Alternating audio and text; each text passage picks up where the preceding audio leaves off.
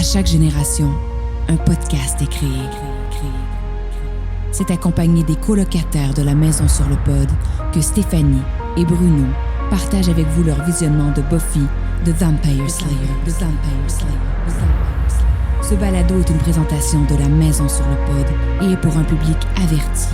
Car tu pourras entendre des mots comme « On sort, t'es quand avec l'ensemble. » Bienvenue à Buffy contre le Pod.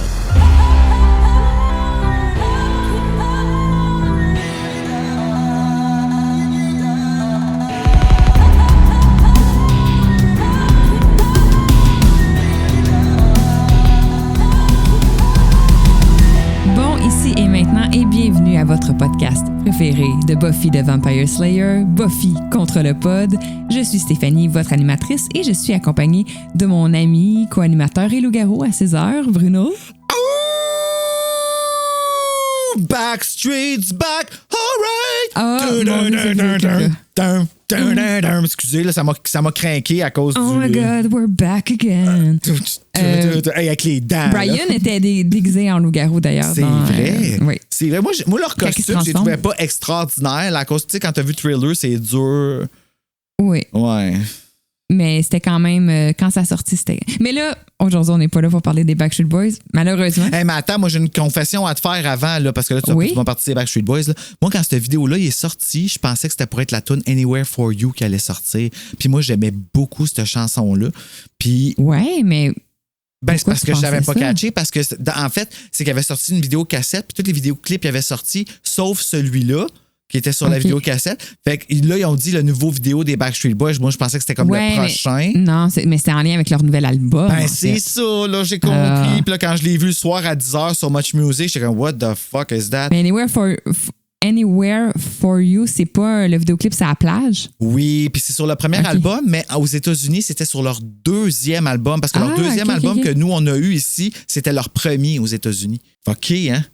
Oui, parce que ça a pogné au Canada. En fait, ça a pogné en Europe et au Canada avant que ça pogne aux États-Unis. Ben, OK, ben, tu sais, nous, on est tellement cool. Pareil comme Britney Spears, pareil comme Samantha Fox. Festival des Montgolfières de Saint-Jean-sur-Richelieu de 95 ou 96, ils étaient là. Mm-hmm. Et les organisateurs n'avaient pas compris que c'était populaire. Fait qu'ils étaient comme, OK. Puis, tu sais, le Festival des Montgolfières a failli pas en revenir. Là, il y avait comme, je pense qu'il y avait comme 40 000 personnes, mais sur un terrain prévu pour 12, là, quelque chose de même. Là. On parle de 12 personnes, pas 12 000. Là. Fait que comprenez que c'était ton exactement. 12 personnes. Il y avait deux toilettes chimiques. Ouais, c'est ça. Hey, ça a chié à terre, les amis. Là, Parlant de toilettes chimiques. Oui, parlant de toilettes chimiques, parlons de Buffy contre le Pod. Oui, non. Bruno, on est rendu à l'épisode 15 aujourd'hui. Là, on est dangereusement sur la pente descendante de la fin de la saison 2. Là, on a fait la moitié de la saison 2 avec l'épisode 13-14, Becoming Part 1 and 2. Non, c'est pas vrai, je dis n'importe quoi. Je suis pas prêt. Excuse-moi. Avec... c'est Innocence, Surprise et Innocence. Oui. Surprise et Innocence, pardon. Alors, on est... ça, c'est fait. Et là, on est rendu à l'épisode 15 sur 22 épisodes. Ouais. C'était toujours 22. Dans ce temps-là, c'était tellement structuré, là, les horaires. Ouais, pourquoi pas des 24? C'est bizarre. Ben, en 22. Fait, c'est de la façon qu'ils commandent ça. Là, je pensais te dire, en fait, c'est l'Église. J'étais là, hein?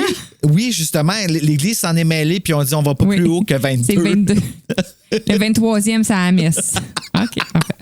Donc, épisode 15, Phases, ou en version traduite, Pleine Lune. Donc, vous devinerez que nous parlons d'un épisode de loup-garou. C'était très à la mode là, dans ces années-là, loup-garou, vampire avec Twilight. Mais tu sais, de façon générale, loup-garou puis vampire, on les met souvent comme en espèce d'opposition. C'est pas dans Underworld aussi qu'il y a comme c'était avant tout ça, en fait, Phases. Puis tu sais, je dis pas que Buffy a inventé les loups-garous, rien. C'est vraiment loup-garou dans le monde de Buffy. Tu sais, dans le Buffyverse, comme qu'ils appellent. Mais dans le Vampireverse, les loups-garous existent beaucoup. Oui, puis ça est, tu sais, comme un peu pour l'autre. Oui. Mais ça, on le voit dans Twilight surtout. Exactement. Là. Mais ici, on le voit un peu avec comme Angel, puis le loup-garou qui se rencontre un moment donné là, en face de Teresa, puis qu'il y a comme un petit moment de...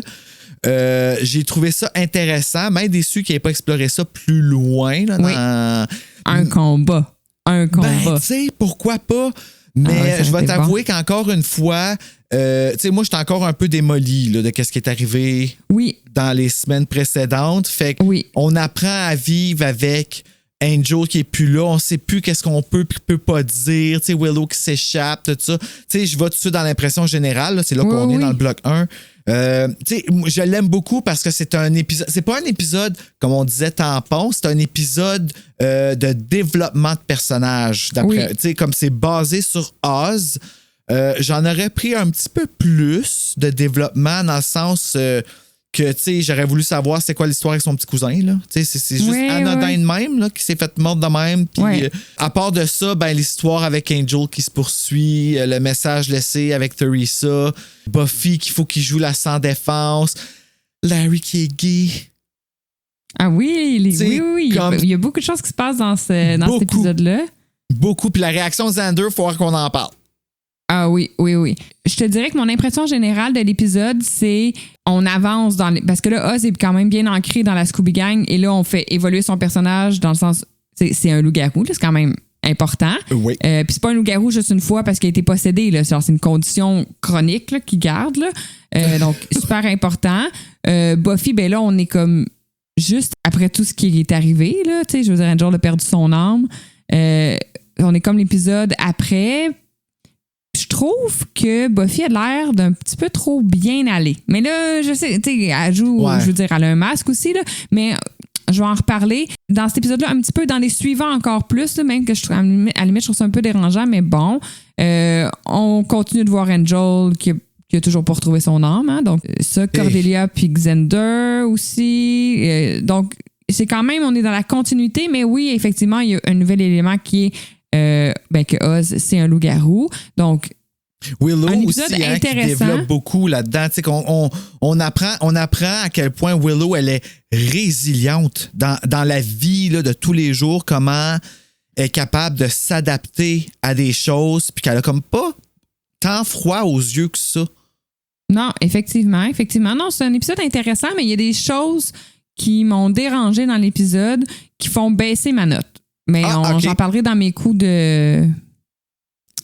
Mais c'est peut-être des choses qui vieillissent mal, en fait. Puis ça vieillit mal, mais en tout cas, on verra en tout cas. Mais c'est ça. Mais impression générale, c'est un épisode le fun. Oui. C'est pas dans mes épisodes préférés. Ce qui se réveille tout nu dans les buissons, là, on en prendrait un petit peu plus de ça, là. Plus de buissons, tu veux dire? Non, moins de buissons, plus de Oz. Oui. OK, parfait. Tu sais, si ça pouvait jouer sur HBO+, là, ça serait bien le fun. Non, c'est une blague. Mais j'espère qu'il va revenir. Oz, par exemple. Il est pas moins moi, là, parce que là, on parle de... Plus tard, Oz va s'en aller pour ne plus jamais revenir, saison 4. 4, ouais. Puis... Tu sais, dans saison 7, je veux dire, je vous le dis, là, si vous n'êtes pas rendu à saison 7, là, mettez le podcast sur pause, là, je dis tout.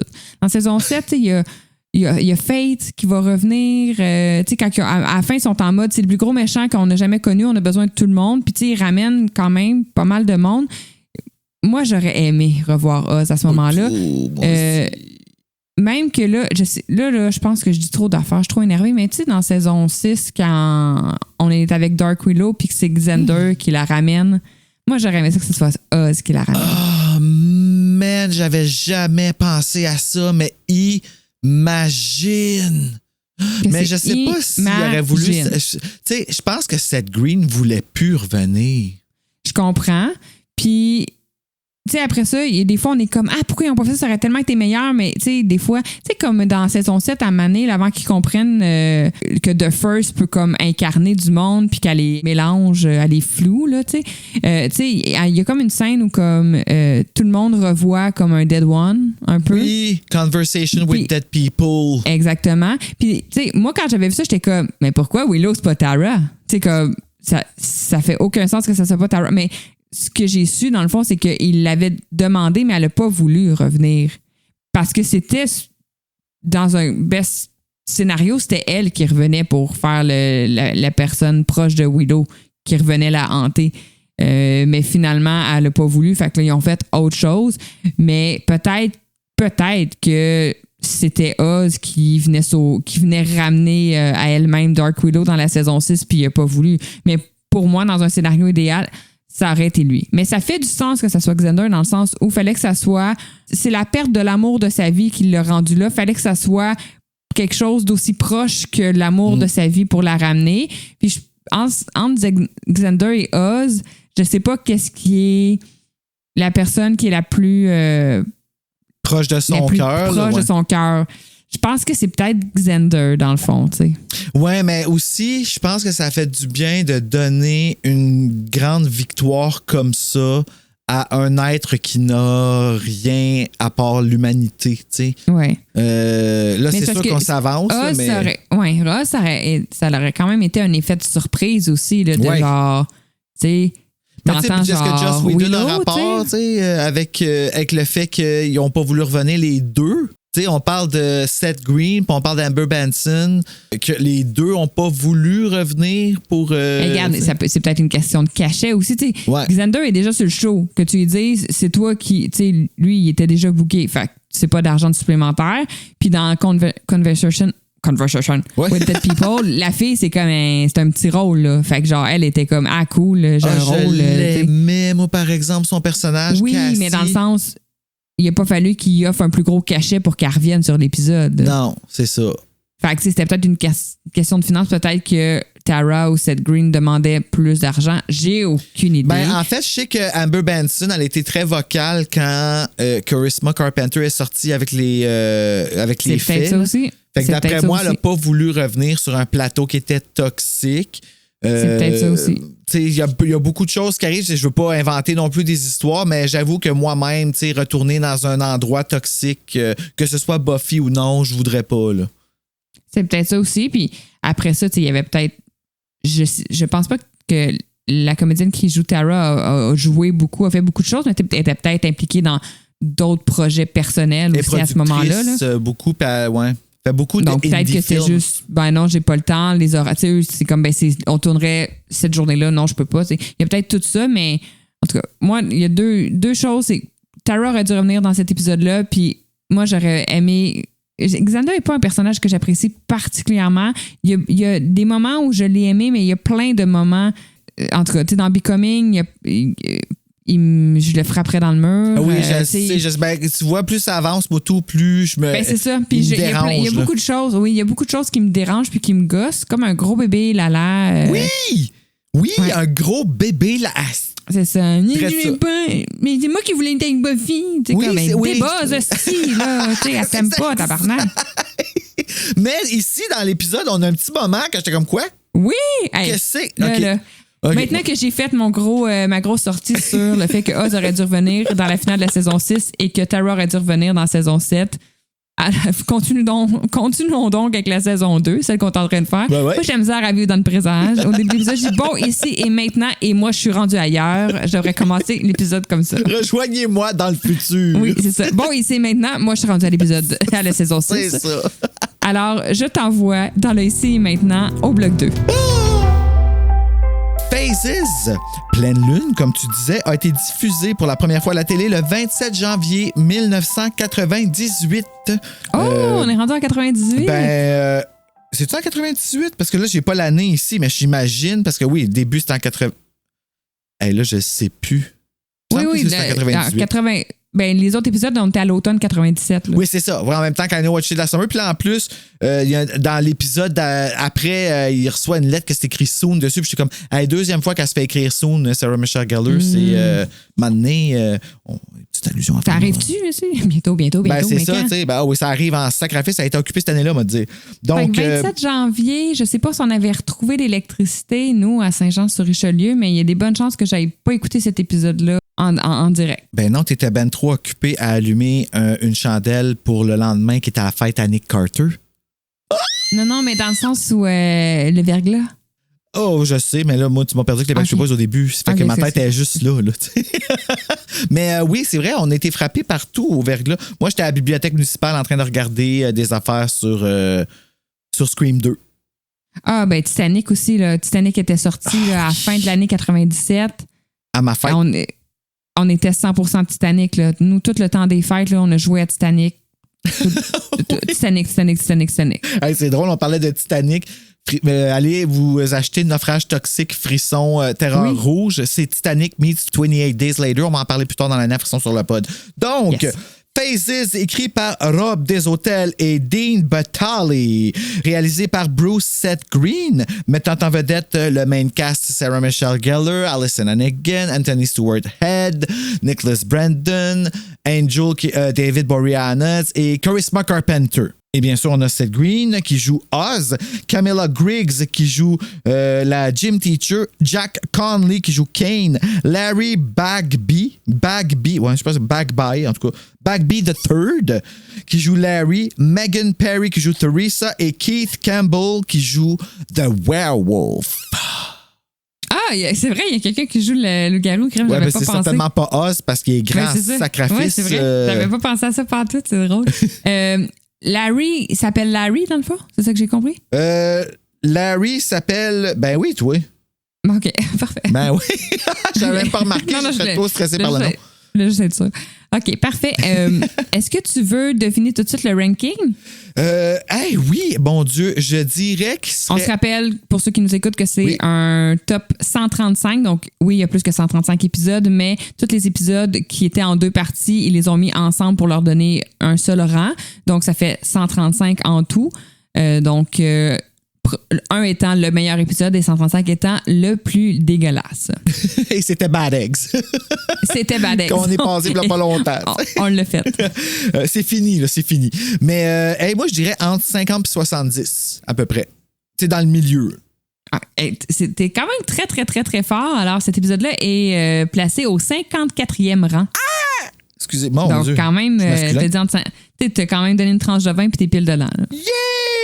Alors, I'm the man. 54 sur 135 qui est fair, dans le sens où moi, c'est vraiment pas mon épisode préféré. Je l'aurais peut-être placé un peu plus loin, mais je comprends son importance. Puis là, j'ai regardé d'autres, les épisodes qui s'en viennent, les prochains. J'ai regardé leurs notes. Puis ce que je comprends aussi du ranking, c'est que c'est pas juste comme, il est donc bien le fun cet épisode-là, c'est que c'est aussi classé par importance. Les épisodes qui ont vraiment beaucoup d'importance dans l'histoire sont classés quand même élevés. Puis ils ont jugé que Bad Eggs, la montée sexuelle entre Buffy puis Angel, puis tout ça, ils ont jugé que c'était pas important pantoute. Ben, peut-être pas que c'était pas important, mais tu sais, on le voyait on l'a vu dans d'autres épisodes aussi. C'est là, vrai. Mais comment ils ont fait pour savoir que le sida, c'était pas gay? Ben, il écoutait pas... il écoutait pas Cœur de pirate.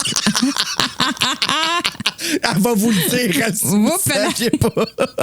On sort ensemble. C'était mon imitation de Béatrice. Est-ce qu'on va famille Martin? Ah, ça c'est bon. Oubliez-moi. Il faut la refaire à la fin.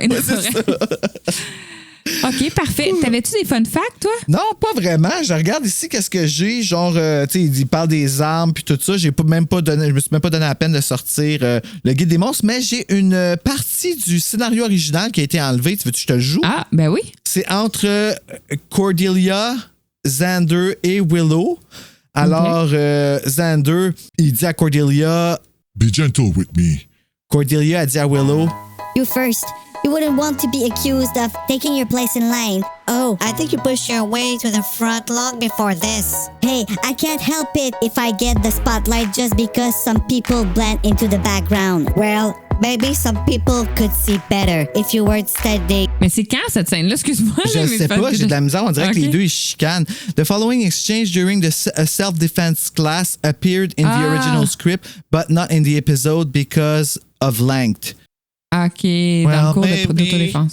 Well, maybe some people could see better if you weren't standing on the auction block shaking your wares. Sorry, we haven't all perfected that phony girl next door bit. You should be a girl next door too if Xander lived next to a brothel. Fait que dans le fond... c'est correct qu'il l'ait enlevé, je pense. Ouais, ce qui se passe dans le fond, c'est une prise de bec entre Willow et Cordelia pour Xander, probablement pour être en team avec lui. Parce qu'on se rappelle que là, leur histoire à Cordelia et Xander, ce n'est plus secret, là. Donc, yes, sir. Excusez, ouais, je me suis bougé parce que imiter Willow qui a le nez bloqué, c'est pas facile. Mais Ça débloque. tout ça pour dire, par exemple, que oui, Cordelia elle montre des signes d'affection à Xander en public dans cet épisode-là. Là. Ben oui, parce que c'est il l'assume, là. Ils sont officiels à cause, comme leur sortie du placard avec Willow, c'était comme leur green light, I guess. Ouais. Mais J'imagine. on va le voir plus dans un charme déroutant, là, comme. Ah, mon Dieu! Qu'elle se fait- Ah oui, c'est ouais. bon, cet épisode-là. Son coming out auprès comme de ses amis, peut-être un petit peu plus, ou je sais pas trop. Là. Oui. No matter how lame he is. Exact. T'as jamais mis une face descendre vite de même. Sinon, c'est quand même un épisode où on fait beaucoup d'allusions à d'autres épisodes. Ça commence, la première scène, Oz qui est en train de regarder le trophée cheerleader dans la vitrine, puis qui dit « C'est moi, on dirait que ses yeux, ils nous suivent. » Et c'est la seule fois qu'on fait référence au fait que Catherine Madison, la mère de Amy, la sorcière, elle a été emprisonnée dans le trophée de cheerleader. Et que oui, ses yeux, ils bougent, ils vous suivent. C'est la seule fois que quelqu'un fait allusion à ça, que quelqu'un semble même le remarquer. Donc, une allusion à Elle est encore pognée Witch. là-dedans là, aujourd'hui. Elle Là. est pognée là-dedans? Ben non, parce que Sunnydale a un peu explosé à la fin de la saison 3. Là. Mais dans des morceaux de Ah ouais. carcasse à terre. Exact. Sinon, Xander fait référence un peu par accident en admettant qu'il se rappelle quand il a été possédé par un hyène. Donc, il fait référence à l'épisode de Pâques. Ensuite, quand Xander dit à Buffy que il y aurait eu beaucoup plus de morts s'il n'était pas là. Ça va être confirmé dans l'épisode de Wish que j'ai hâte en maudit. Xander fait référence dans ce moment-là à Willow qui serait un robot love slave, référence à Moloch dans l'épisode I, Robot Eugene. Ah, je l'ai banqué celle-là. Et aussi, il fait référence au fait que Buffy l'a sauvé de se faire arracher la tête en référence à Teacher's Pet. Donc, quand même beaucoup de références à la saison 1. Oui, En tout cas, dans cet épisode-là. Depuis l'épisode là, What's My Line, il y a une continuité constante là, qui revient tout le temps. Puis on nous prépare aussi au prochain épisode avec Catherine au début dans la statue qui nous laisse présager que Amy va revenir, tu sais, parce que ça. Exact. Il y a un petit peu. Exact. Sinon, c'est la première fois qu'on voit Oz apparaître en loup-garou. On va le revoir transformé en loup-garou dans Beauty and the Beast, The Zeppo, Wild at Heart et New Moon Rising. Donc, plusieurs épisodes à venir avec Oz en loup-garou. Sinon, c'est la première fois qu'on voit Xander pieuter un vampire sans aide. Pourquoi j'ai sans aide? C'est parce qu'on l'a vu dans l'épisode de Harvest tuer Jessie, son ami Jessie transformé en vampire, mais c'était comme un accident. Dans le fond, il tenait le pieu, puis quelqu'un a poussé Jessie sur le pieu. Donc, c'était pas 100% volontaire, mais là, c'est la première fois qu'on voit Xander tuer un vampire, puis il le fait pour sauver Buffy. Et c'est une shot du générique en plus. C'est vrai. Ouais. C'est vrai, mais c'est parce que c'est quand même spectaculaire avec le chevalet, tu sais, que dans ses mains, il y a un bout ça pointu. Ça fait que le vampire disparaît, puis on le voit apparaître derrière, et là, on comprend que c'est lui qui vient de tuer. C'était quand même une scène intéressante. C'est tout pour mes fun facts. Ouais, moi, je suis prêt à me diriger vers le bloc 3 parce que je veux embarquer là-dedans. Il y a trop d'affaires à dire. Parfait. Allons-y. Pleine lune, la gang. L'épisode commence, on est à l'école en journée et on voit, on en a parlé tantôt dans les fun facts, Oz qui regarde le trophée cheerleader à travers la vitrine et Willow arrive pour lui parler et il lui dit « Ah, t'as-tu remarqué que la cheerleader, ses yeux, on dirait qu'ils nous suivent? » Donc, un beau petit clin d'œil à la saison 1, l'épisode 2. Mais c'est drôle qu'elle n'a pas allumé Willow, par exemple, puis qu'elle n'a pas fait « Ah, elle est là! » Mais ils savent... Ah oui, ouais. Mais ils savent pas théoriquement qu'elle est là-dedans. Ouais, c'est vrai. C'est vrai. Willow lui demande s'il a aimé le film hier, donc on comprend que, OK, ils ont eu une date hier, ils ont été au cinéma. Là, il y a comme un petit, pas un fret, mais comme à la fin de leur conversation, c'est comme si, tu sais, quand c'est ça, là, à la fin d'une date, quand t'es comme, bon, ben bye, puis comme personne fait de move. On là, s'embrasse pas, on sait pas. Ouais, il y a comme un petit flottement, puis t'es comme, ah! Fait qu'il y a comme ça, on a senti que Willow aurait aimé qu'il y ait quelque chose, mais il y a comme un petit flottement. Puis Willow fait juste quitter avec Buffy. J'ai écrit après un léger fret. Ouais, donc, parce que c'est pas si pire quand même. Non, c'est juste comme. avec... Ben, c'est plus comme. Oh, tu sais. Oz reste seul dans le corridor, puis on voit Larry qui arrive. Larry qu'on avait vu dans l'épisode Halloween, entre autres. On le revoit-tu dans d'autres épisodes? Pas tant. Non, je me souviens pas si on l'a dit. Mais tu sais, c'est le bully qu'on est toujours quand il arrive. On est comme. C'est la grosse brute de l'école. Ouais. Donc, il arrive, puis justement, il niaise Oz sur sa relation avec Willow. Il en niaise vraiment, mais tu sais, Oz est tellement relax. Tu sais, Oz, là, c'est comme Gandhi, là. Il pogne à rien, là. Parce que, tu sais, il est pas sa défensive. Tu sais, il est juste comme. Ouais, elle est vraiment cool, Willow. Puis là, tu sais, Larry est comme. Tu te pognes vraiment les plus belle. Tu sais, il fait comme des calls comme quoi, genre, what the fuck, genre, tu te pognes Willow. Puis il est comme vraiment dégueulasse, Larry, dans cette scène-là. Si toutes les filles, c'était des objets, là. Ouais, c'est ça. Over the top, là. Si tu te pognes cette fille-là, ça doit être parce que, genre, elle est facile à coucher, genre, tu sais, comme. Il fait comme des commentaires de même. Puis il y a une fille qui passe à ce moment-là, puis Larry fait comme tomber ses livres, elle se penche pour les ramasser, puis il regarde le cul, puis il fait comme une espèce de. C'est tellement dégueulasse. J'ai jamais vu des straight faire ça pour vrai dans la vie. Pour vrai, ça. Tu sais, c'est comme tellement intense. En tout cas, il est dégueulasse. Puis dans le fond, Larry, il gosse Oz puis il lui demande jusqu'où lui et Willow ont été.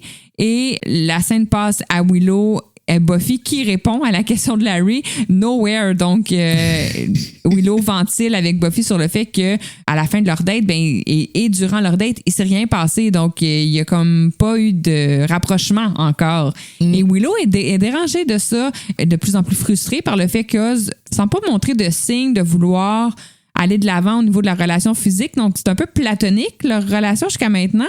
Puis Willow est comme... super insécure aussi. Ben, fait qu'elle se fait ses scénarios dans sa tête. Hein?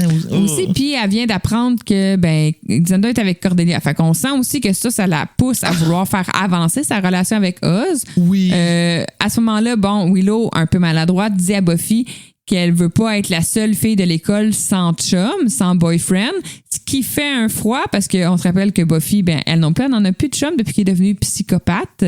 À ce moment-là, on reparle brièvement de Angel, du fait que il est toujours méchant, puis qu'on sait pas trop ce qu'on va faire avec ça. Puis Buffy a de l'air quand même OK. C'est ça qui était comme je comprends. Tu sais, elle est pas. C'est parce que nous autres, on est démolis. Puis, tu sais, la peur, je suis encore démolie. On est démolis, mais aussi, on est paniqué dans le sens, Angel est libre dans les rues. Genre, comme, tu sais, il pourrait, genre, pogner ta mère puis la tuer tantôt, là. Ça aussi, moi, c'est une affaire que j'ai faite. C'est ça que je trouve qu'on est comme... pas tant, là. Ouais, c'est ça. Exactement. Je trouve qu'on est pas mal relax avec le fait que Angel, Spike et Drusilla sont en vie, sont en ville, et sont en santé. Et ils sont ensemble. Oui, c'est ça. Dans le sens, personne de malade. Spike est encore malade, là, mais Drusilla, elle a repris toutes ses forces. Angel a repris toutes ses forces. Puis, c'est ça. Puis ils sont ensemble. Ils les unissent leur force. C'est comme... Moi, je trouve que dans les épisodes qui suivent Innocence, on n'est pas tant sa panique, puis on devrait vraiment l'être plus. C'est ça qui... Puis je trouve que Buffy, oui, tu sais, faut qu'elle aille, tu sais, comme une peine d'amour. Là, à un moment donné, t'es comme, regarde, là, faut que tu te lèves, tu prennes ta douche puis t'ailles travailler. Là, à un moment donné, tu sais, tu peux pas... Faut que, tu sais, même si t'es rempli de peine, faut comme que tu continues ta vie. Puis ça, je le comprends. Mais à la limite, comme peut-être un petit peu trop. C'est comme si elle était un petit peu guérie trop vite. Ouais, je pense qu'on voit pas non plus le temps qui se passe entre eux. Peut-être que dans les livres, quand on va en lire, on va voir comme un petit peu plus de choses. Puis aussi, il faut se rappeler que quand Buffy, on est allé trop dans l'émotion, justement, dans la lourdeur, quand elle est morte puis qu'elle est revenue, on était tannés qu'elle était down. Oui. T'sais. Fait que, tu sais, je sais pas, on peut pas non plus passer 3 épisodes qu'à chaque fois qu'on voit Buffy, elle pleure dans le cimetière. Oui. Et où Buffy est au cimetière, braille encore, style. Elle est dans sa chambre, elle mange plus, elle sort plus. Tu sais, comme... Sa peine d'amour aurait pas pu être trop proche d'une fille dépressive en peine d'amour parce que ça aurait été comme... Ça aurait été plate. Ça aurait été plate comme fin de saison 2. Ensuite, on s'en va rejoindre Cordelia et Xander qui font ce que dans le temps on appelait faire du parking. Là. Je sais pas si ça résonne. Du parking. Et j'avais pas compris la place où il était, mais dans les notes que j'ai lues, ça disait Lover's Lane. Donc, c'est comme le nom de la place. En fait, c'est le nom de toutes les places où est-ce que, tu sais, nous autres, c'était le Belvédère Champlain, à Gatineau, que ça s'appelait. Là. Puis il y a un film qui s'appelle Mont-Royal. d'ailleurs. Bon, c'est ça. On a tout. Puis ça, c'est le Lover's Lane où est-ce que c'est la place réputée où est-ce que les gens vont pour faire. Se stationner puis frencher. C'est ça, faire du frencher et peut-être plus, tu sais. Ben, les gens, dans le sens, les adolescents qui n'ont pas encore d'appart, parce qu'à partir du moment où tu as un appartement, tu fais ça dans l'appartement, mais quand tu habites encore chez tes parents, c'est un peu malaisant de comme frencher dans le salon parce que ton père est à côté et écoute la game de hockey. Fait que t'es comme. D'ailleurs, c'est drôle parce que tu as parlé d'emprise quand on a fait Double Vie. Puis là, on l'a écouté, puis justement, dans le premier épisode, les parents y arrivent, puis tu sais, les deux, leur fils et son chum, on les a entendus hier soir, leurs ébats amoureux, puis je suis comme, mon Dieu Seigneur. C'est un cauchemar. Imagine entendre ton enfant se donner à cœur joie dans ta maison. Fait que finalement, non, tu lui laisses ton char. D'ailleurs, c'est ça que Cordelia a, le char de son père. Là. Oui, exactement. Donc, ils font du parking à Lover's Lane. Donc, ils s'embrassent goulûment dans l'auto.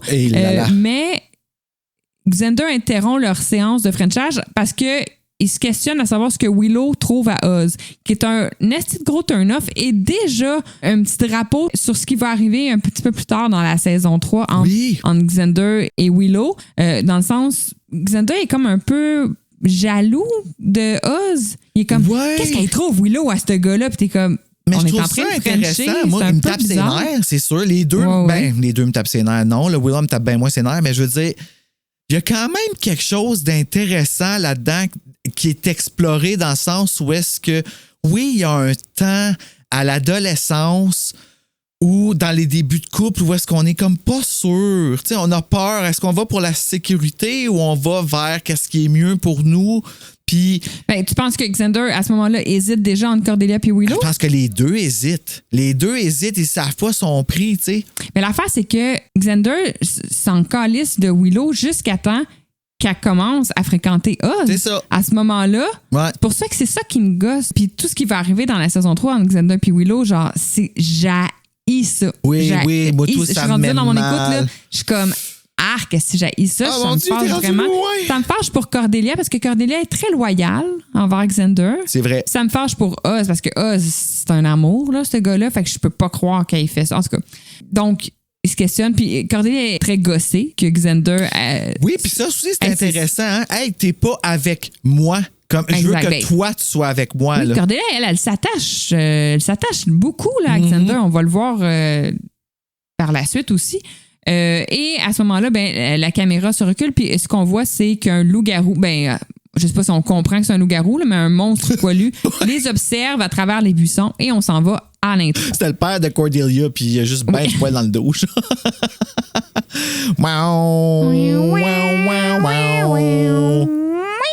Il le fallait, là, sinon ça marchait pas. Là. On retourne au frenchage. Xander interrompt encore une fois leur séance parce qu'il croit entendre quelque chose. Cordelia est encore une fois bien gossée. Et là, semi-jump scare, ils ont un loup-garou sur le toit de la voiture. C'est une voiture décapotable, donc le toit est un peu comme en tissu, qui déchire le toit de la voiture. Bon, Cordelia et Xander sont sa grosse panique dans l'auto, mais Cordelia réussit à partir le char et il s'enfuit. Flashword, on est le lendemain à l'école, dans le stationnement. Buffy regarde des dommages sur la voiture et déjà, tout le monde s'entend pour soupçonner que ça pourrait être un loup-garou. Oui, c'est ça, tu sais, Xander le décrit comme tel, puis Giles est super excité. Oui, Giles, en plus, signale qu'il y a eu plusieurs autres attaques dernièrement, même si pour l'instant, c'est juste des animaux qui ont été tués. Là, c'est pas la pleine lune présentement, c'est comme la pleine lune dans 2 jours. Oui, il y a toujours 3 jours. Hein, Mais moi, ma question, c'est, est-ce que c'est Oz depuis le début? Oui. Oui, OK, c'est bon. Je sais comme, il y avait-tu un autre loup-garou au début qui a été tué par le chasseur toxique? Si oui, on n'en fait vraiment pas allusion ni là ni jamais. Donc... OK. Fait que présumons que c'est Oz. Oui. Donc oui, effectivement, Giles est bien excité par ça. Il est comme, oh, loup-garou, on va faire des recherches. Donc c'est comme nouveau. Là. C'est comme, he needs cool. to get a pet. On s'en va dans le gym. C'est un cours d'autodéfense. Vu les attaques dernièrement qu'il y a eu, les attaques, on ne sait pas trop si c'est à cause du loup-garou ou à cause d'Angel. Là. Ça aussi, c'est une autre affaire. Ouais, les deux. Ouais. Donc, à ce moment-là, pendant le cours d'autodéfense, ce qu'on apprend comme information, c'est qu'il y a 2 personnes qui ont été mordues dernièrement. Oz par son jeune cousin, qui n'aime pas être chatouillé, et Larry, la brute de l'école, qui a été mordu, lui, il nomme par un chien. Ouais, donc, il n'a pas dû être fin que le chien. Donc, c'est un peu pour nous mettre un petit peu des soupçons sur lui Un red aussi. herring. Larry essaie de se teamer avec Teresa. Donc, ça nous introduit le personnage de Teresa. Mais Buffy la sauve, littéralement, en se mettant en équipe avec. À ce moment-là, Willow intervient en lui rappelant qu'elle fais attention, t'es pas supposée être forte. Hein? Donc, joue la fille, là. Hein? J'aime tellement ça, ce bout-là. Mais Larry agresse littéralement Buffy. Hey. Et puis, je sais pas si tu as remarqué, mais tu sais, comme dans le fond, c'est vraiment, elle est debout, puis lui, il apprend par en arrière pour comme simuler une attaque. Donc, vraiment, il apprend par en arrière, mais la caméra est sur le côté, puis quand il s'enligne pour comme il ramasser le cul, qui est comme supposé, son personnage est supposé faire, il appogne vraiment sur le côté, par exemple. Ouais. Tu vois qu'ils se sont entendus là, pour coordonner un peu mais c'est parce que c'est le move qu'il fait. Ouais. Hey, à pleine main, là. C'est ça. Ça aurait été vraiment un tu sais, je veux bien croire que c'est des comédiens, là, mais c'était vraiment un gros grabage de cul. Donc, il le fait un peu sur le côté. J'étais comme, OK, clairement, ils se sont fait, gars, je vais pas te pogner le cul pour te pogner le cul, là. Surtout si on fait 8 fois la take. C'est ça, tu vas avoir une main rouge à la fesse, là. Fait qu'il y a pas un grand sur le côté. Et à ce moment-là, Buffy le flippe par en avant. Puis tu sais, Larry, c'est quand même un gros gars là, dans l'épisode. Là. Donc, elle flippe au sol. Wow, merci. Hey. Mais la scène coupe, mais j'aurais aimé que la scène continue pour qu'on voit un petit peu plus le after, tout ça. Comment le monde sont comme, what? Ah, ça aussi, ça marche. Oui, c'est ça.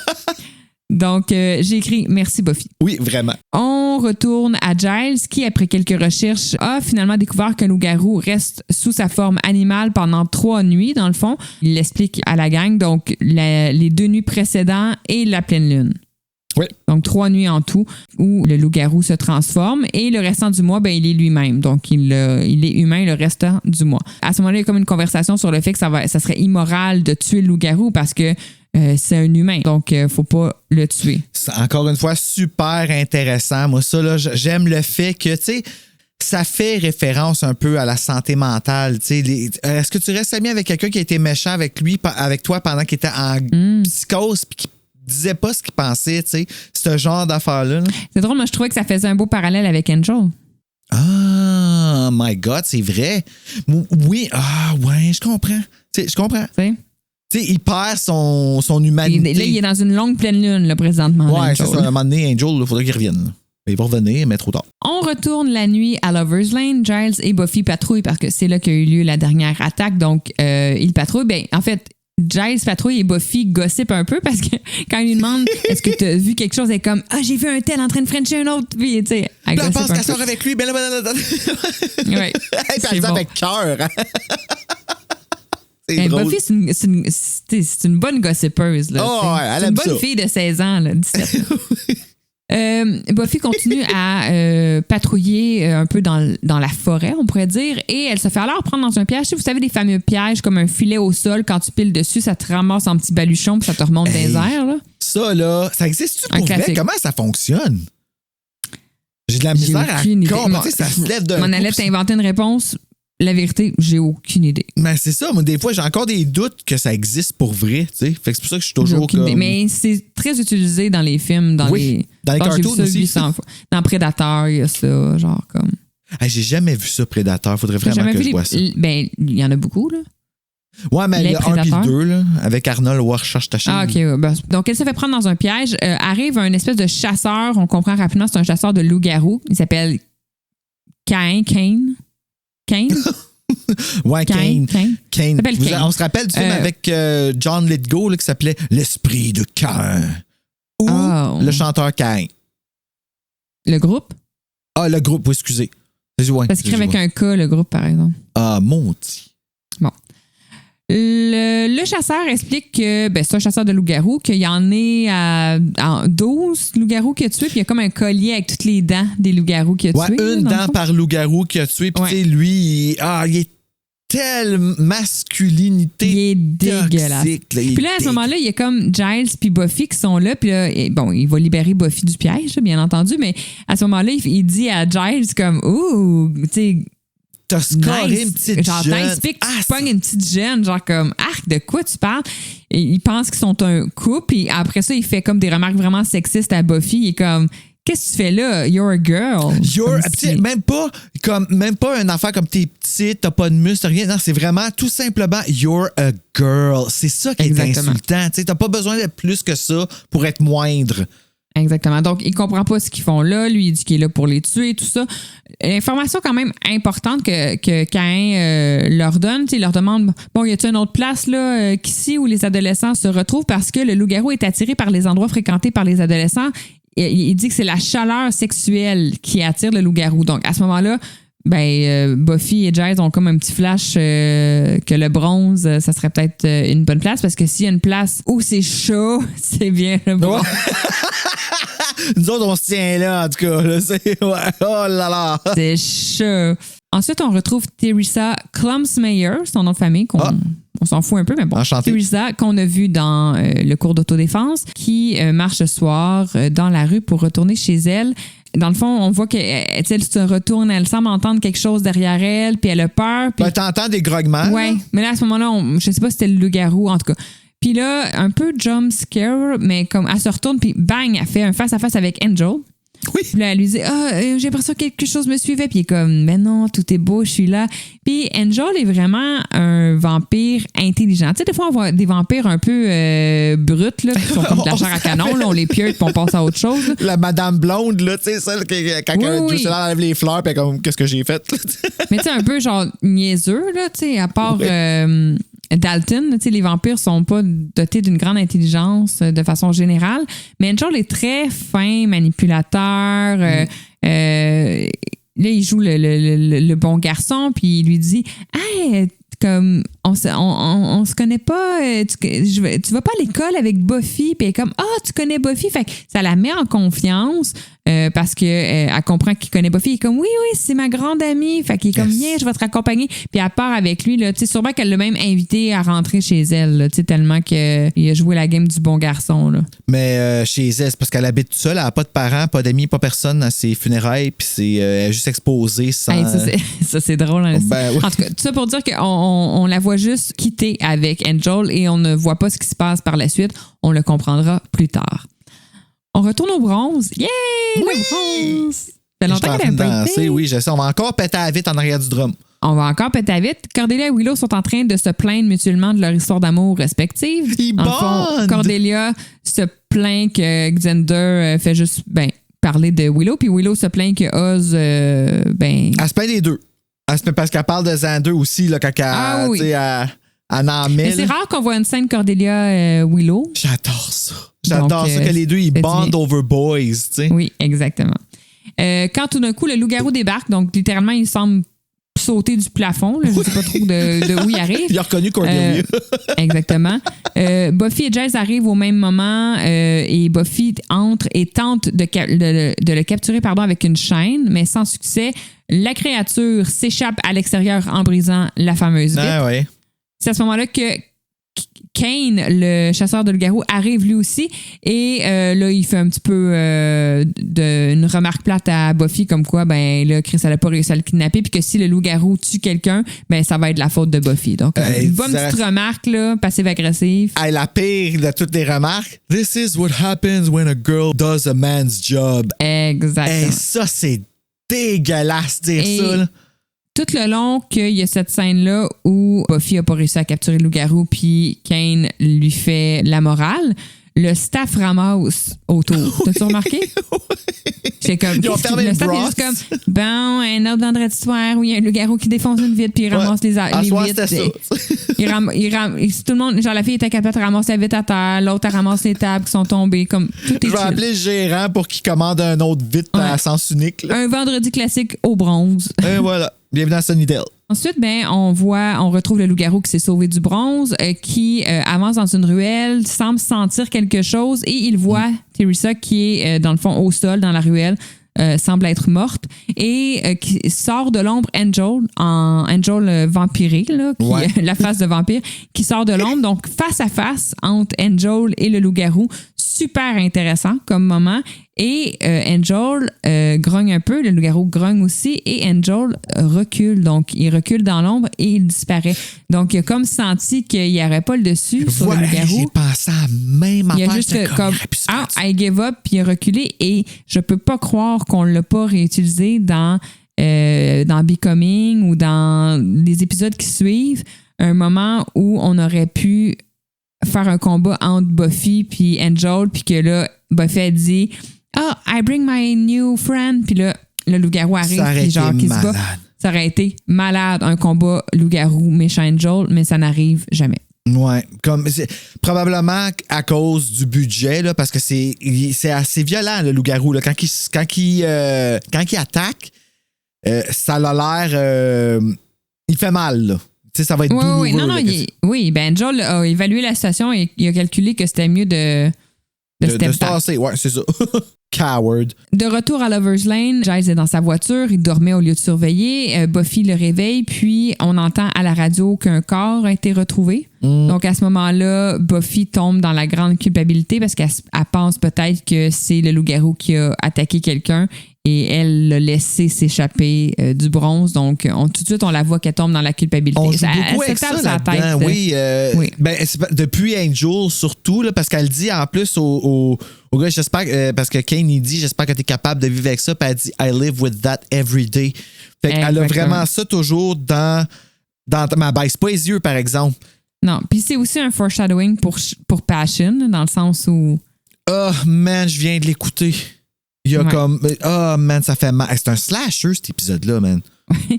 Transition vers le matin, on voit Oz qui se réveille nu et confus dans la forêt après avoir repris forme humaine. Ouf, le CGI, hein? C'est, oui, j'avoue, nu et confus, frisson numéro 95. On est en 98, là. On le voit qui se réveille puis qui est juste comme... OK. Il se rappelle la morsure qu'il a reçue dernièrement. Donc, on le voit rentrer chez lui, appeler sa tante Maureen et lui demander directement si son cousin Jordy est un loup-garou. Et on comprend qu'elle lui répond oui parce qu'il dit ça fait-tu longtemps que ça se passe? Ouais, puis là, c'est ça, tu sais. Après ça, on en parle-tu? Comme je dis, ça revient jamais, mais comme. C'est un peu un shortcut qui a été pris. Puis, tu sais, je comprends, là, dans le sens où on a décidé que Oz était un loup-garou puis qu'on n'allait pas, genre.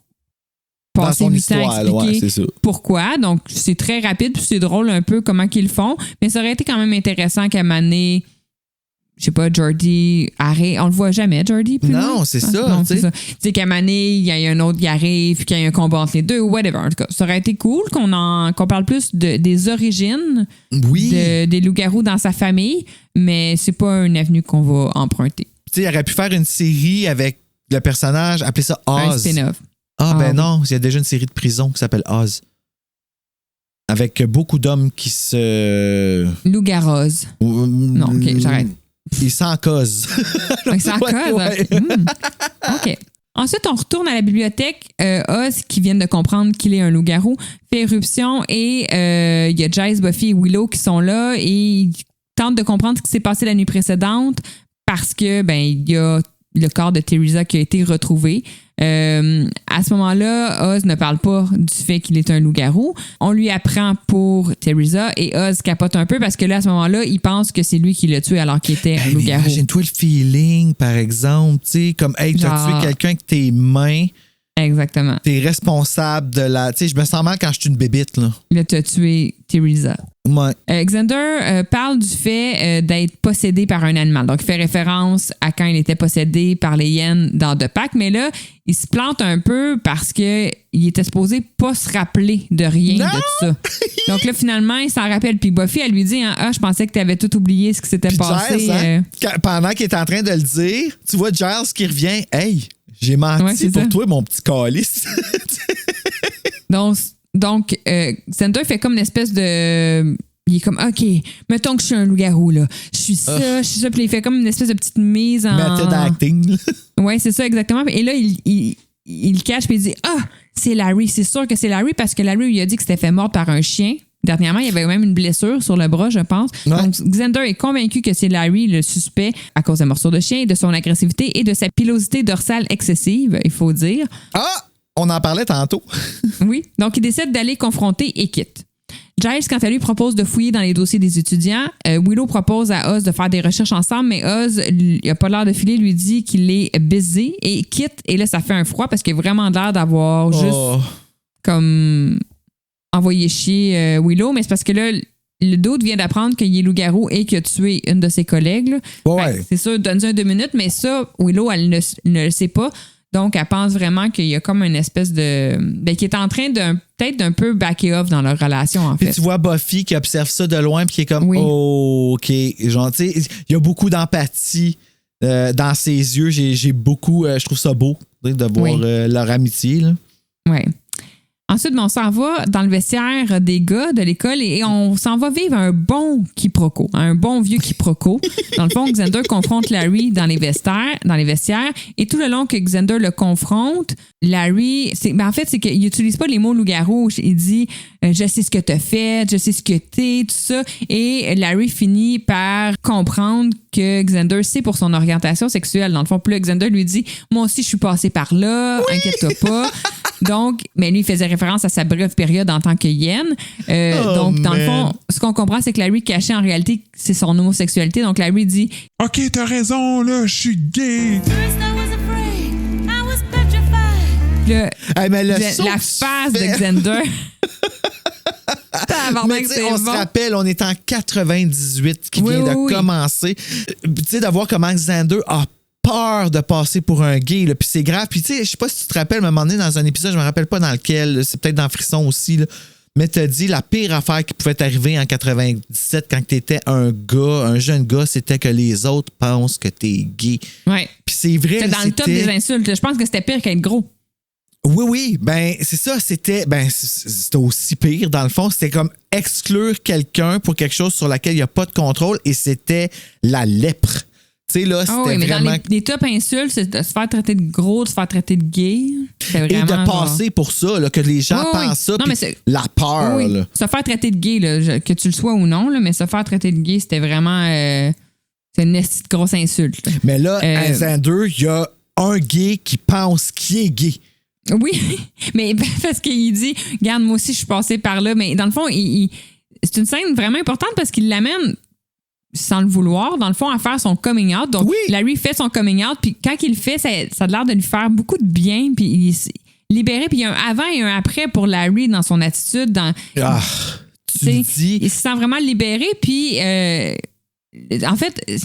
Je sais pas, ce qui me dérange, moi, c'est la réaction de Xander parce qu'à partir du moment que Xander comprend que Larry est gay, il devient super comme, ben, il est homophobe. Dans le fond, là, il a peur qu'il touche, il a peur qu'il mette le bras sur l'épaule, il a peur quand il vient parler. T'as peur de quoi? Genre, il va pas t'agresser sexuellement, là, comme, tu sais. Fait que ça me gosse un peu, mais donc, autant en 98, il faut que je sois douce avec.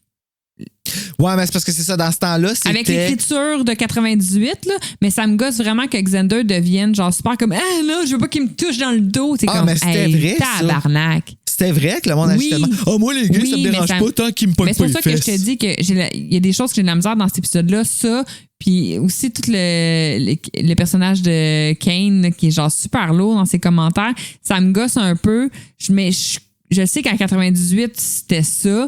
Mais là, moi, je l'écoute en 2025 puis ça me gosse un peu. Moi, ça m'enlève du plaisir à regarder cet épisode-là, la réaction de Xander, au lieu de faire comme si, genre, j'ai fait faire son coming out à Larry puis à Star, on est best buddy. Tu sais, genre, je me serais trouvée hot, j'aurais été contente. Puis j'aurais été fière de moi, puis fière de lui de l'avoir fait.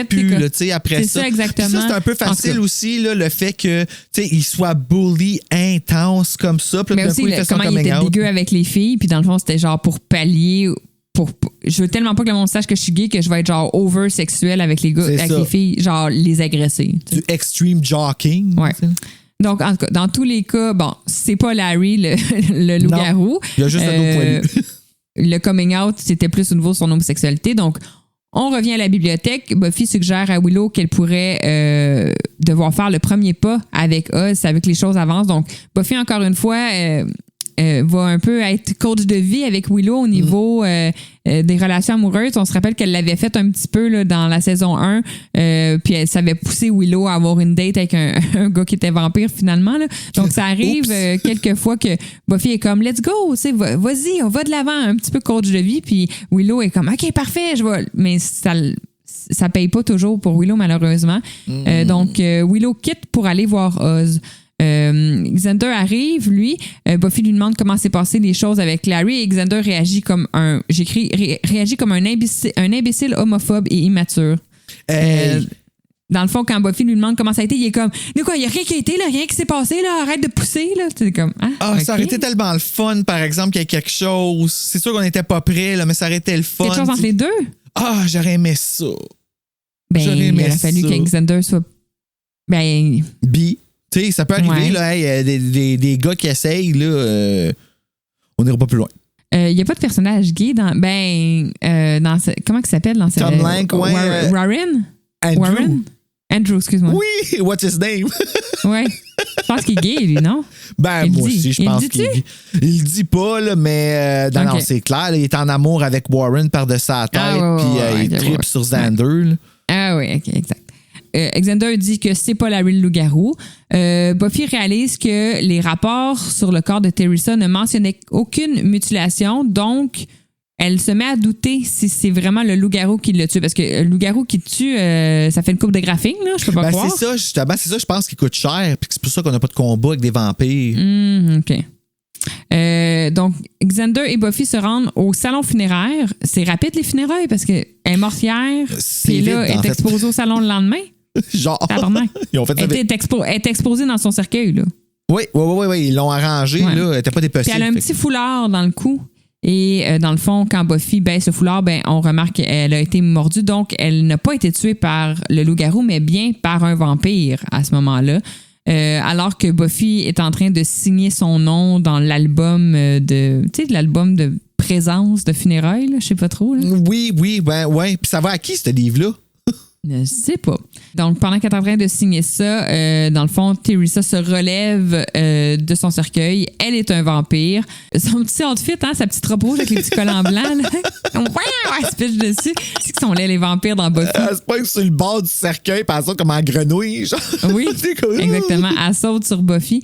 Et Buffy s'apprête à la pieuter, mais au moment où elle la pieute, qu'elle s'en allait à la pieuter, Teresa lui dit « Angel te fait dire allô ». Je sais pas comment qu'elle dit en français. Angel love, puis là, t'entends un gros bruit de guitare électrique. Wow! Quand elle dit ça, Buffy gèle sur place, littéralement. Parce que, tu sais, elle l'a pas tué, hein. À la fin de l'épisode 14, il donne un bon coup de pied d'un couille, mais elle le tue pas. Non. Donc, après ça, chaque personne qui va tuer... si je l'avais achevé au centre commercial à l'épisode 14, Teresa serait encore en vie. Donc, c'est un peu une méga claque d'en face. Donc, elle gèle un peu sur place. Et c'est Xander, on en a parlé tantôt, c'est le premier vampire qu'il va tuer sans aide. Donc, c'est Xander qui tue Teresa finalement, qui la pieute dans le cœur avec le chevalet cassé.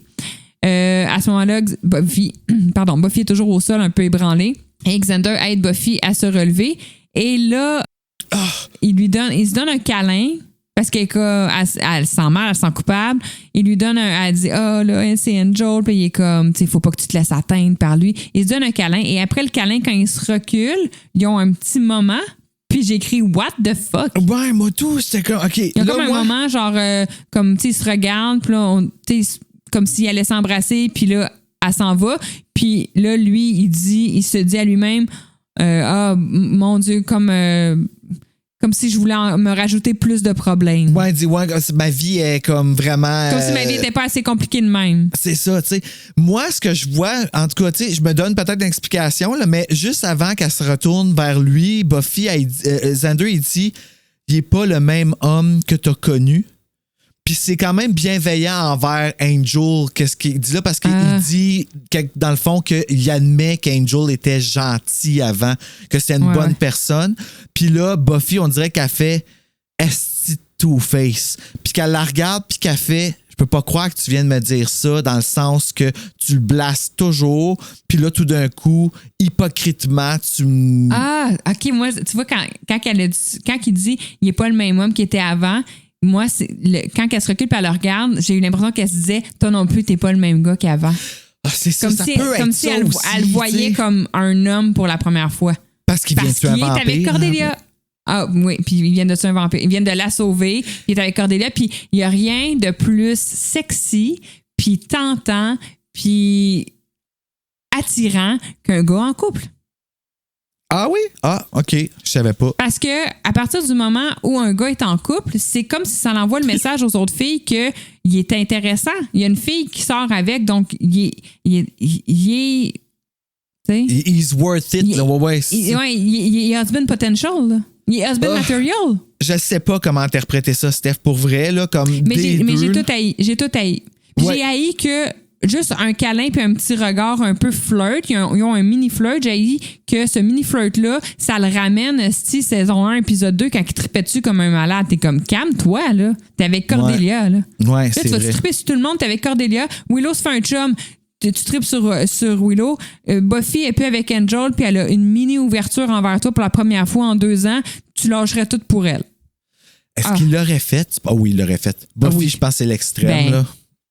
Ouais. On va le voir dans un charme déroutant, mais la seule chose qui fait qu'il n'a pas été de l'avant, c'est qu'il a compris qu'il était sous un curse. Sinon, il aurait été de l'avant. Man, hey, je pense qu'elle n'a jamais été aussi belle que dans avec l'imperméable, ses jambes qui reluient, puis tout. Hey, Ouais.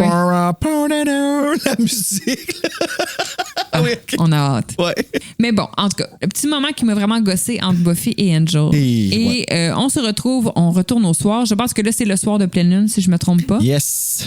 On voit Kane, le chasseur de loup-garou, dans sa vanne, qui est en train de fabriquer des balles en argent pour tuer le loup-garou. On retourne chez Oz. Ce dernier se prépare à se transformer en sortant des grosses chaînes. Donc, on comprend qu'il veut s'enchaîner pour ne pas sortir et aller tuer d'autres mondes. Il pense toujours qu'il a tué Teresa à ce moment-là. Et on frappe à sa porte. C'est Willow qui est venue faire le premier pas, comme Buffy lui a suggéré. Oups là, c'est pas le moment. Elle lui reproche ses signaux contradictoires. Donc, elle est un peu dans une diarrhée verbale de comme, OK, là, je suis venue chez vous, puis sur un coup de tête, là, je suis rendue devant toi. Fait que là, je te dis que j'ai hâte que tu fasses tes premiers pas, puis tu sais, elle est un peu là-dedans. Puis lui, il arrête pas de lui dire, c'est pas le temps, c'est pas le temps, c'est pas le temps. Il est comme, faut que tu t'en ailles, faut que tu t'en ailles. Puis elle comprend pas. Puis à un moment donné, leur discussion est interrompue parce que Oz commence comme à avoir un peu comme des douleurs dans le fond. Donc, Dans le ventre, quand il se transforme, il est comme, puis là, il tombe à terre derrière un fauteuil, très pratique. Oui. Et se relève du fauteuil.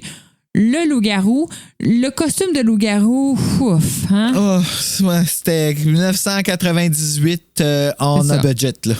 Plutôt moyen. C'était pas un American Werewolf in London, là. Non. C'est très moyen. Puis comme tu l'as dit, c'est pas Oz qui joue le loup-garou. Donc, c'est quelqu'un d'autre parce que le loup-garou est assez grand et bâti là, quand Ouais. même. Donc, Willow fuit la maison en criant, poursuivi par le loup-garou. Le loup-garou va faire un petit « Aouh! » Et Kane, le chasseur de loup-garou qui se promène en vanne, entend le hurlement. Hey, c'est quoi les Pratique, chances? hein? Ouais. Et part en chasse. Buffy rejoint Giles à la bibliothèque et il est en train de préparer de son côté un fusil avec des dards tranquillisants. Hein? Pour pas le Kane, tuer, ouais. lui, a des balles en argent pour le tuer. Donc, pas la même chasse. Buffy lui annonce que Teresa est devenue un vampire. Ben, que Teresa est devenue de la poussière, mais qu'avant ça, était un vampire. Et donc, que c'était pas le loup-garou. Il y a personne qui s'est demandé, t'es rendu où, elle, par exemple, au salon funéraire?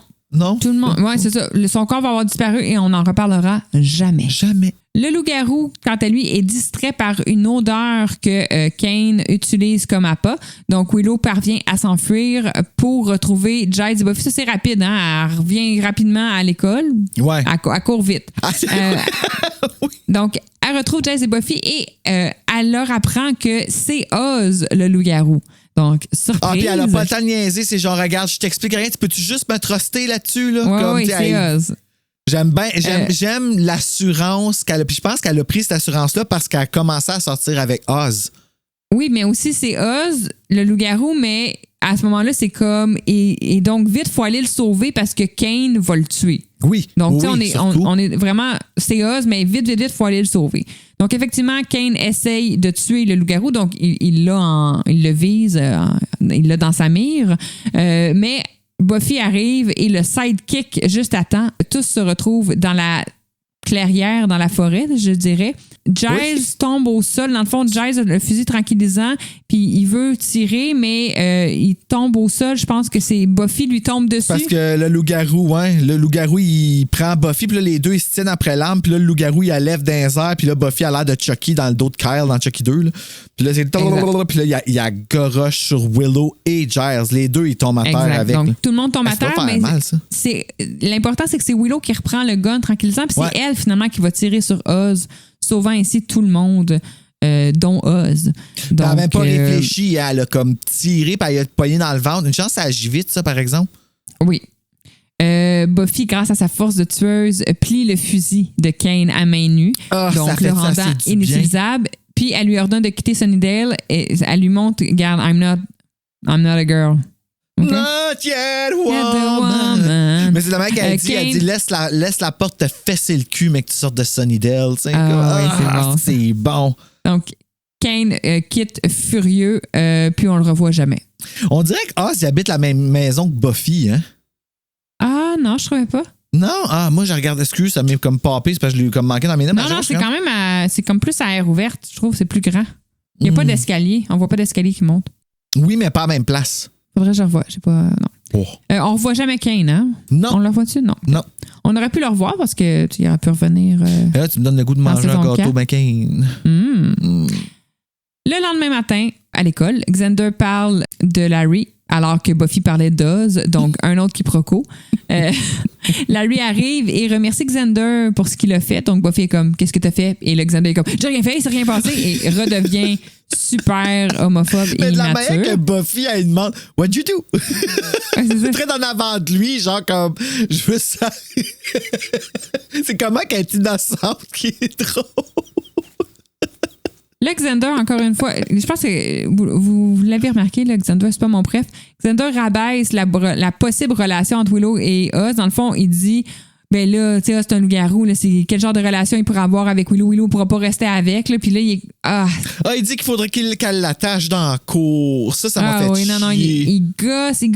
Puis on voit Willow qui rejoint Oz pour discuter. Je pense que je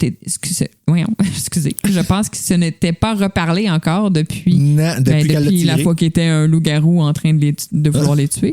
Oz a parlé avec Giles et il semble rassuré en disant que c'est juste 3 jours par mois puis qu'il va être normal le restant du mois. Puis tu sais, c'est pas si capotant que ça finalement. Mm-hmm.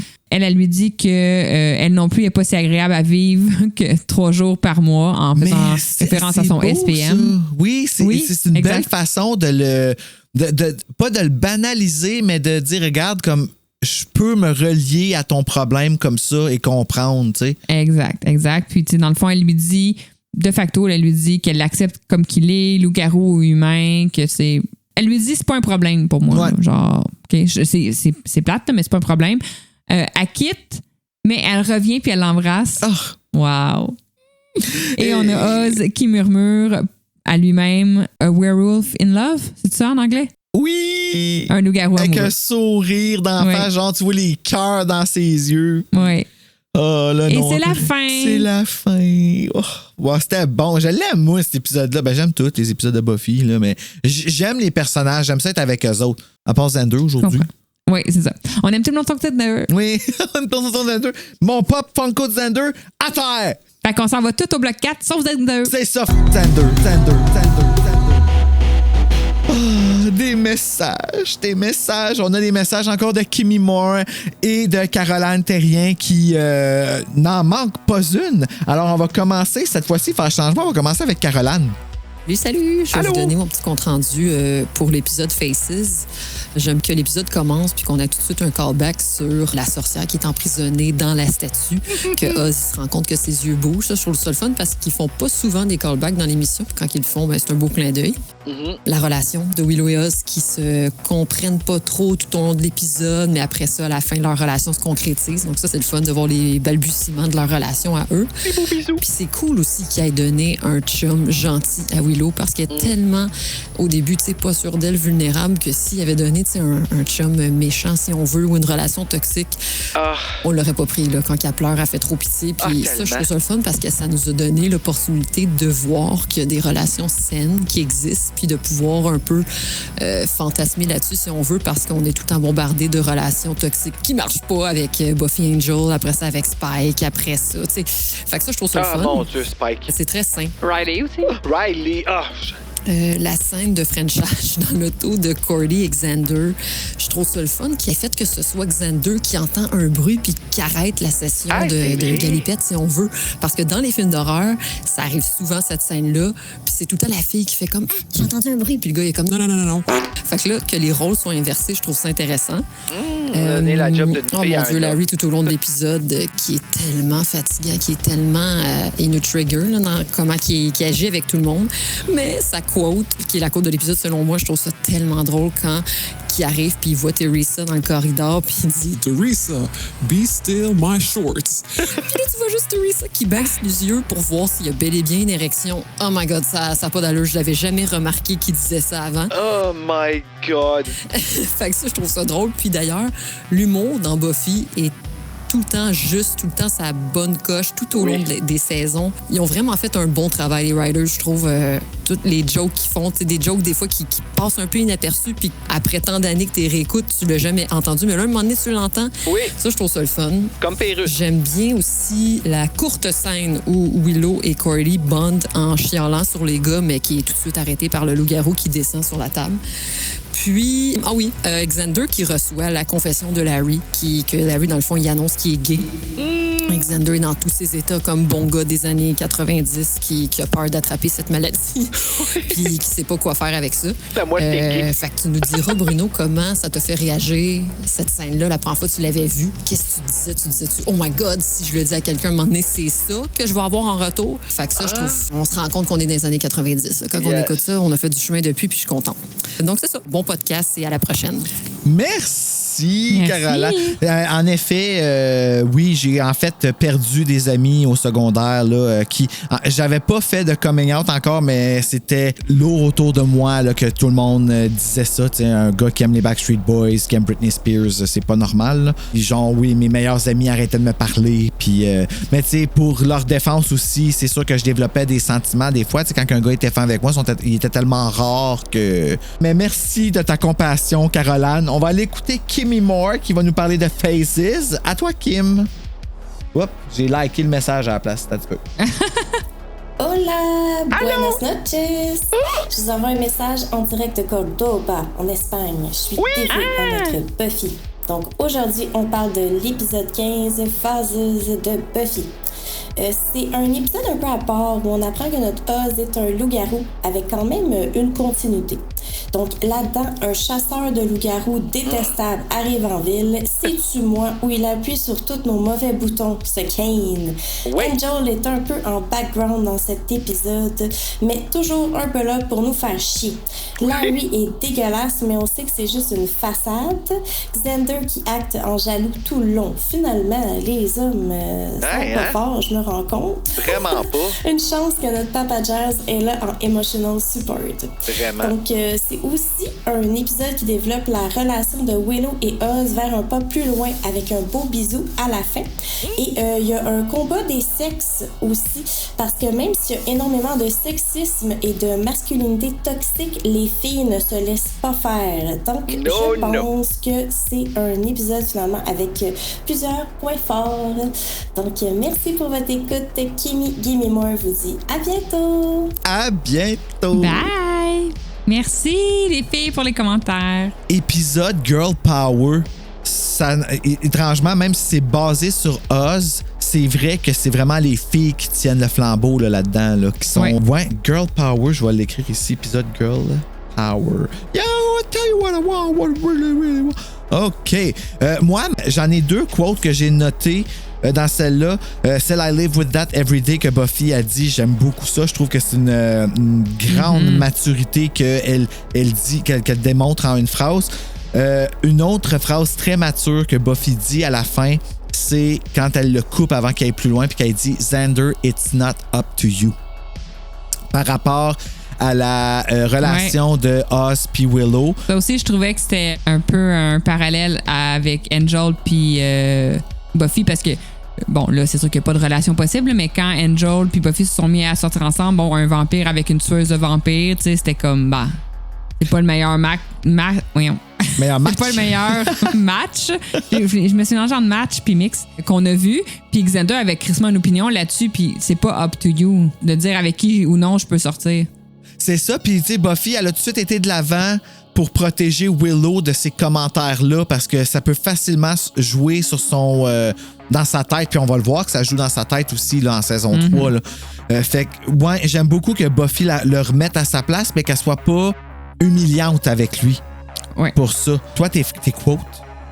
Ben, c'est pas tant une quote, c'est tout le quiproquo entre Larry et Xander quand Xander confronte Larry puis Larry, genre, répond comme oui, t'as raison, mais qui parle pas de la même affaire. Moi, ces quiproquos-là, des moments où on parle de quelque chose, puis j'aime ça, puis ça m'arrive encore des fois d'avoir des fois, c'est des longues discussions avec quelqu'un. Puis Amélie se fait comme, attends, de qui tu parles, toi? Puis, mais des fois, genre, tu peux avoir vraiment une longue discussion avec quelqu'un. Toi, tu parles de quelqu'un. L'autre personne parle d'une autre personne. Puis ça marche. Oui. Pendant quand même. Puis oui, à un moment donné, ça marche comme puis tu fais comme, ah, ben non, elle a jamais dit ça. Ben oui, elle a dit ça. Ben non, elle a pas dit ça. Puis tu fais comme, ah, si, on parle pas de la même personne. Mais des fois, c'est long. Thérèse, elle a un pénis? Quoi? C'est long avant que ça arrive, des fois. Puis j'adore les quiproquos, moi. Oui, j'adore quand ça arrive. Puis j'adore quand c'est long avant que la vérité sorte. Je suis comme, ah si, c'était un long quiproquo, là. C'était bon, là. Ok, ouais, c'est ça. C'est une très longue quote. Je dirais plus une scène, mais bon. Oh, si seulement Larry avait essayé d'embrasser Xander un moment donné, pensant que c'était ça, ça aurait été... Mais Xander aurait juste explosé, pour vrai. Là, comme... Ça aurait été plate, ça, de voir ça, par exemple, en effet. Fait que, ouais, c'est correct, ils en ont pas mis trop, puis parce que ça aurait pu faire peur, mais maudit que le monde a changé, hein? Ben oui, ça fait quand même pareil. plus de 25 ans de ça, donc... Ben oui, mais tu sais, aujourd'hui, j'ai ma nièce qui est trans à la même école que j'allais, tu sais, au secondaire, puis que ça fait partie de la vie. Tu sais, ben comme... oui, mais on est 25 ans et des poussières plus tard. J'espère qu'on s'est amélioré, calvaire. Dieu merci, oui, vraiment. Le Buffy, merci. Britney, merci. Mon coup de cœur... Oui. Giles qui a du fun avec l'histoire de loup-garou pis tout ça. Giles qui est excité par les loups-garous. J'aime ça. Tu sais, j'aime ça qu'il soit comme... Hey, comme... Il aime ça être un watcher, Giles. Tu sais, c'est pas juste un calling, il aime ça. Fait que ça, j'ai trouvé ça le fun. Puis mon pied dans le cœur, c'est vraiment le chasseur de loup-garou. Tout le temps en train de faire ça en regardant l'épisode. Quand il dit des affaires, t'as le goût de cracher. C'est vraiment... Erk. Fait que, ouais, c'est ça.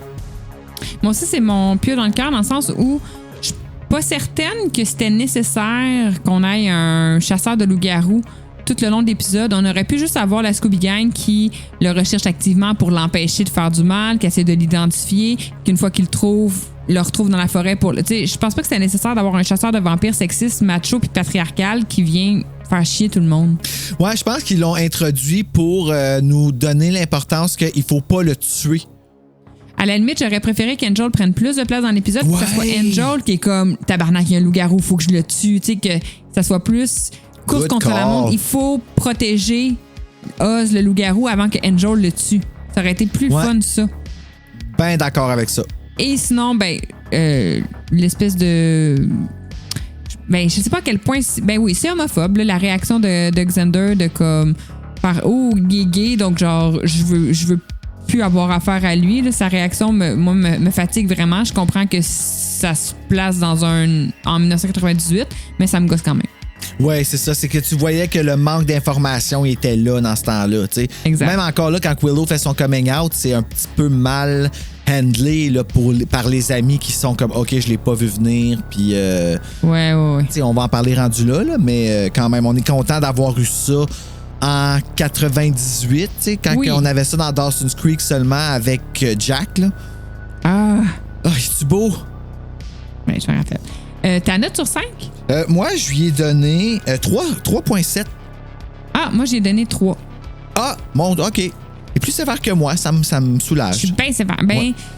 Comme je t'ai dit, c'est vraiment pas un de mes épisodes préférés. Fait que... c'est ça. J'aime ça, moi, quand c'est Willow. J'aime toujours ça quand c'est Willow. J'aime la voir, comment elle s'habille, j'aime la suivre, je trouve que je la comprends bien. Elle a comme le même moral que j'aurais, mettons, tu sais. Je l'aime beaucoup, ce personnage-là. Je comprends.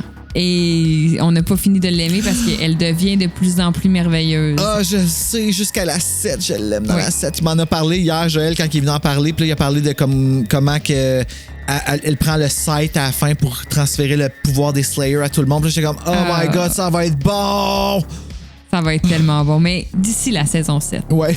si jamais tu me cherches, moi, je vais être au salon funéraire, au buffet, parce que vu qu'il y avait personne au funérailles de Teresa, il doit rester bien des petits sandwichs.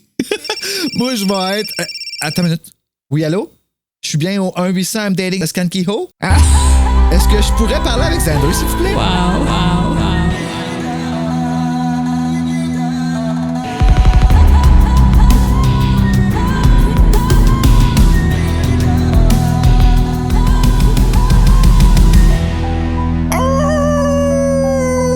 Ça va plus l'air d'un coq.